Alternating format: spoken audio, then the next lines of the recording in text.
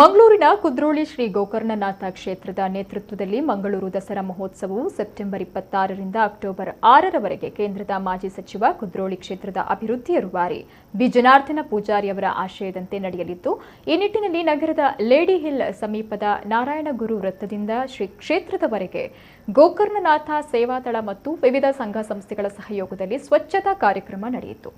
ಈ ವೇಳೆ ನಮ್ಮ ಕುಡ್ಲ ವಾಹಿನಿ ಜೊತೆ ಮಾತನಾಡಿದ ಕ್ಷೇತ್ರದ ಕೋಶಾಧಿಕಾರಿ ಪದ್ಮರಾಜ್ ಆರ್ ಅವರು ಮಂಗಳೂರು ದಸರಾ ಮಹೋತ್ಸವದ ಪೂರ್ವಭಾವಿಯಾಗಿ ಸ್ವಚ್ಛತಾ ಕಾರ್ಯಕ್ರಮವನ್ನು ಆಯೋಜನೆ ಮಾಡಿದ್ದೇವೆ. ಸುಮಾರು 100ಕ್ಕಿಂತಲೂ ಹೆಚ್ಚು ಮಂದಿ ಸ್ವಯಂ ಸೇವಕರು ಸ್ವಚ್ಛತಾ ಕಾರ್ಯದಲ್ಲಿ ಪಾಲ್ಗೊಂಡಿದ್ದಾರೆ.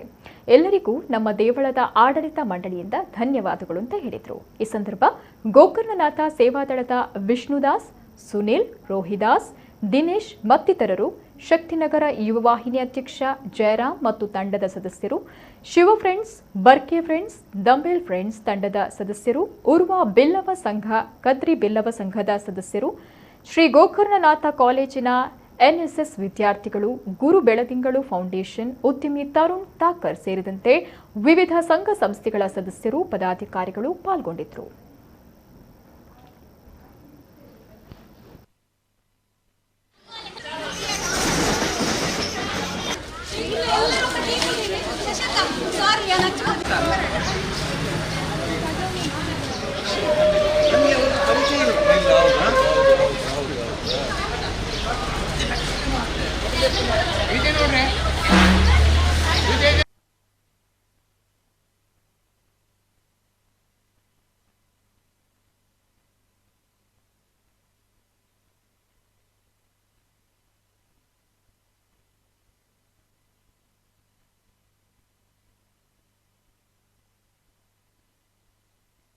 ಅಕ್ಟೋಬರ್ 5ನೇ ತಾರೀಕಿಗೆ ಮಂಗಳೂರು ದಸರಾದ ವೈಭವಿತ ಮೆರವಣಿಗೆ ಕೂಡ ಜರಗಲಿಕ್ಕಿದೆ. ಇದರ ಪೂರ್ವಭಾವಿಯಾಗಿ ಇಂದು ನಮ್ಮ ಗೋಕರ್ಣನಾಥ ಸೇವಾದಳದೊಂದಿಗೆ ಇತರ ಎಲ್ಲ ಸಂಘ ಸಂಸ್ಥೆಗಳನ್ನು ಸೇರಿಸಿಕೊಂಡು ಇವತ್ತು ಮಂಗಳೂರು ನಗರದ ನಾರಾಯಣಗುರು ವೃತ್ತದಿಂದ ಶ್ರೀ ಕ್ಷೇತ್ರದವರೆಗೆ ನಾವು ಸ್ವಚ್ಛತಾ ಆಂದೋಲನವನ್ನು ನಾವು ಇವತ್ತು ಮಾಡಿದೆವು.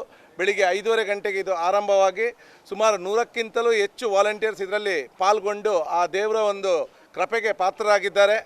ವಿಶೇಷವಾಗಿ ನಾವು ಕ್ಷೇತ್ರಾಡಳಿತ ಮಂಡಳಿಯ ಪರವಾಗಿ ಮಂಗಳೂರಿನ ಜನತೆಯಲ್ಲಿ ಪ್ರಾರ್ಥಿಸುವುದೇನೆಂದರೆ, ಇವತ್ತು ನಾವು ಸ್ವಚ್ಛತೆ ಮಾಡ್ತಾ ಬರಬೇಕಾದ್ರೆ ಮಣ್ಣಗುಡ್ಡೆಯ ಬಳಿ ಇರುವಂತಹ ಒಂದು ಸರ್ಕಾರಿ ಪ್ರಾಥಮಿಕ ಶಾಲೆಯ ಕಂಪೌಂಡ್ನ ಹೊರಗಡೆ ಈ ಗಾರ್ಬೇಜ್ಗಳನ್ನು, ವೇಸ್ಟೇಜ್ಗಳನ್ನು ತಂದು ಹಾಕಿರುವಂಥ ಒಂದು ದೊಡ್ಡ ರಾಶಿ ಕಂಡುಬಂತು.